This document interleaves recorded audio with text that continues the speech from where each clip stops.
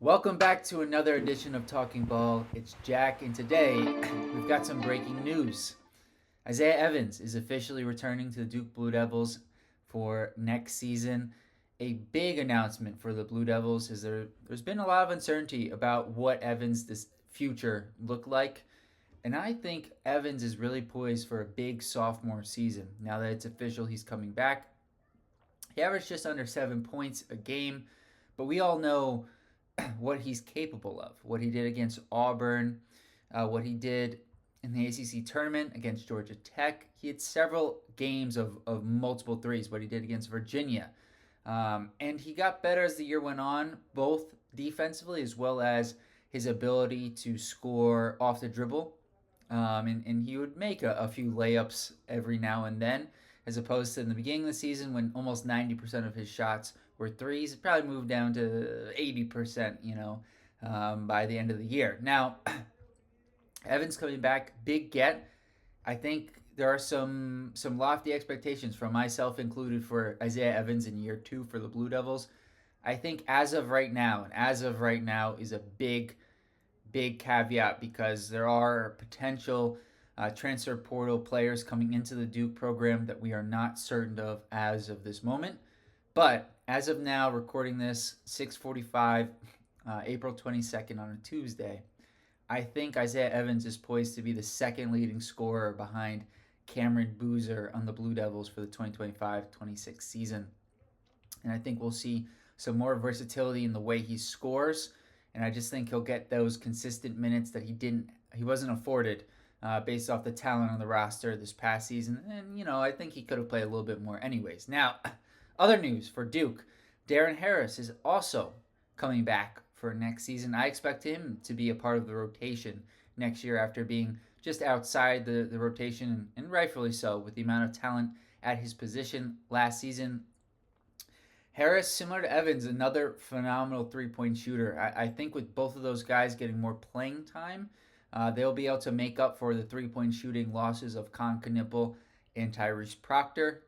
Different, not nearly the same caliber of player, especially to Con Knipple, but I think they can replicate the spacing and provide some good perimeter shooting for the bigs in Ngongba and Boozer particularly. Now, speaking of Ngongba, nothing official yet, but the transfer portal does close within a few hours, and we haven't heard that he's leaving.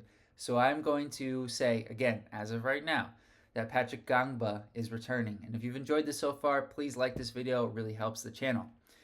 Similar to Ngongba, haven't heard anything from Maliq Brown, so I'm also going to say he is returning.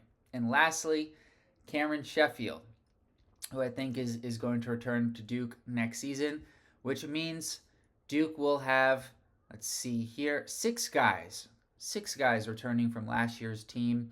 And what I think is a major credit to Coach Shire and the coaching staff as a whole is of the six-man freshman class that came to Duke last year.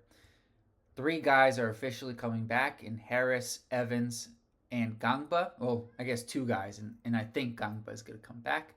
And then the other three, Knipple and Flagg, have officially declared for the draft. Maliq has not yet, but I expect he will do so in a matter of days here. And all three of those guys, I think, will be lottery picks. So I think they've done a tremendous job not only recruiting, but retaining and then promoting those three guys. And I mean, Cooper Flagg, remember, guys, there was conversation at the start of the year as to who would be the number one pick. He was the leader, but it wasn't necessarily so cut and dry. Now it's very obvious. So I think that says a lot about the coaching staff led by Coach Shire. Now, lastly, before I wrap up here, I think with the likelihood that Brown and Ngongba are coming back, and with Harris and Evans coming back, there's a couple of needs still for this Duke team. They sit at about 9 players, including Cameron Sheffield, for next season. So, number one, they need another big.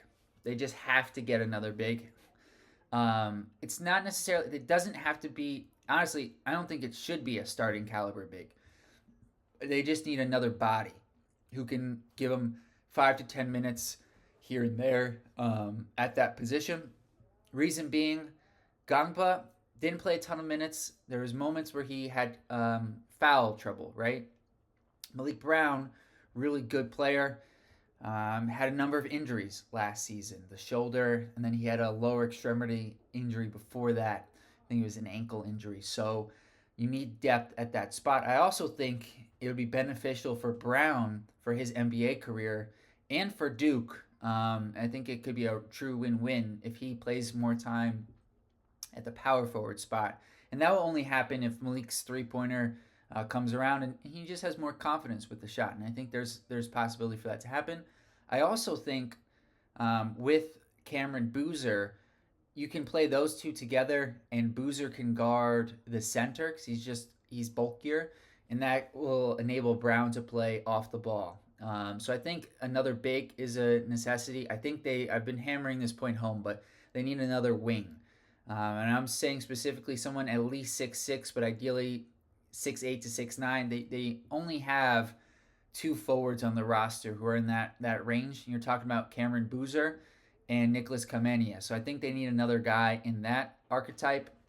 And then do they need a guard? I don't know. I'm not so certain if they need one.